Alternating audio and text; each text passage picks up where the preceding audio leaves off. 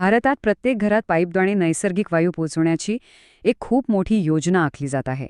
तर चला, या महत्वाकांक्षी योजनेबद्दल जरा सविस्तरपणे जाणून घेऊया.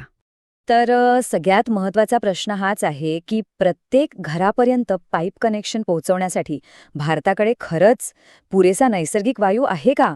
आणि याचं उत्तर कदाचित अनेकांना आश्चर्यचकित करू शकतं. याचं उत्तर आहे हो, नक्कीच आहे.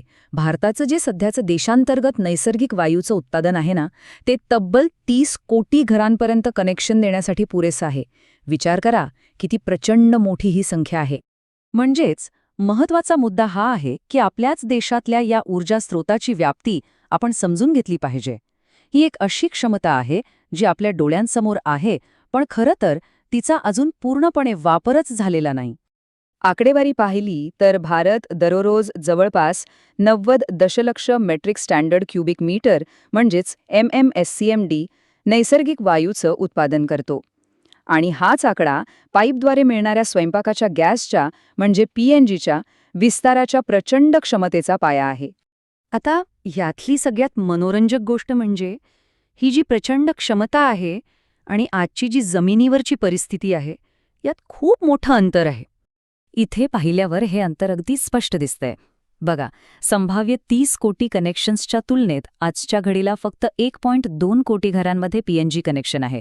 म्हणजे जे शक्य आहे त्याच्या अगदीच जवळ आपण नाही आहोत.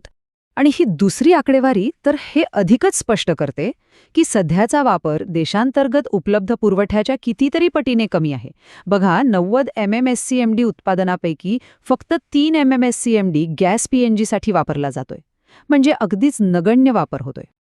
बरं, मग आता प्रश्न येतो की सरकारने अचानक PNGच्या विस्तारांसाठी इतका जोर का लावला आहे? यामागचं कारण काय असावं? चला पाहूया.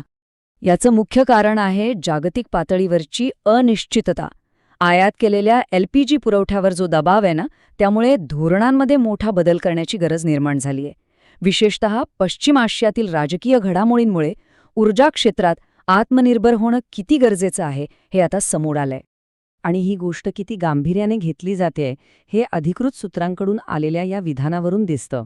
ते म्हणतात, परवानग्या युद्धपातळीवर दिल्या जात आहेत. म्हणजे सगळं काही अभूतपूर्व वेगाने सुरू आहे. ह्या वेगाचा अंदाज घेण्यासाठी हे आकडे बघा. सध्या दररोज साधारण 8 ते 9 हजार नवीन जोडण्या दिल्या जातात. पण सरकारचं उद्दिष्ट हे दुप्पट करून दररोज 20,000 नवीन घरगुती जोडण्या देण्याचं आहे. ठीक आहे, पण हा बदल इतका महत्वाचा का आहे?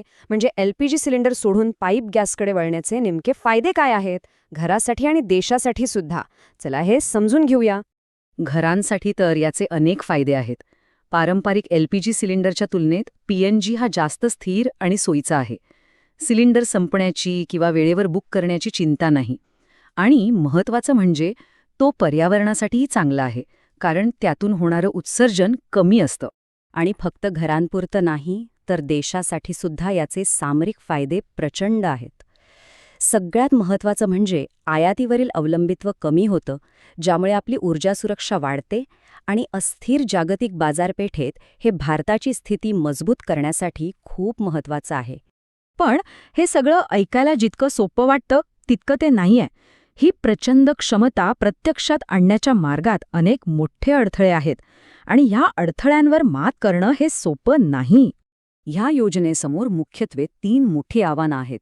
पहिलं, देशभरात पाईपलाईनचे एक भक्कम जाळं उभं करणं. दुसरं, ह्या कामासाठी कंपन्यांकडून मोठी गुंतवणूक मिळवणं, कारण हा खूप खर्चिक प्रकल्प आहे. आणि तिसरं म्हणजे स्थानिक पातळीवर सरकारी परवानग्या वेळेत आणि वेगाने मिळवणं. आता सरकारची रणनीती काय आहे? तर सरकारला असं वाटतं की जर कंपन्यांना एक मोठी आणि हमी असलेली बाजारपेठ दिसली तर त्या आवश्यक गुंतवणूक करण्यासाठी अधिक वेगाने पुढे येतील. म्हणजे मागणीच गुंतवणुकीला चालना देईल. आणि यामुळे आपण पुन्हा एकदा मूळ प्रश्नावर येतो. क्षमता तर प्रचंड आहे, पण आव्हानंही तितकीच मोठी आहेत. तर मग भारत आपल्या ऊर्जा भविष्याकडे नेणारी ही पाईपलाईन यशस्वीपणे तयार करू शकेल का? हाच खरा प्रश्न आहे.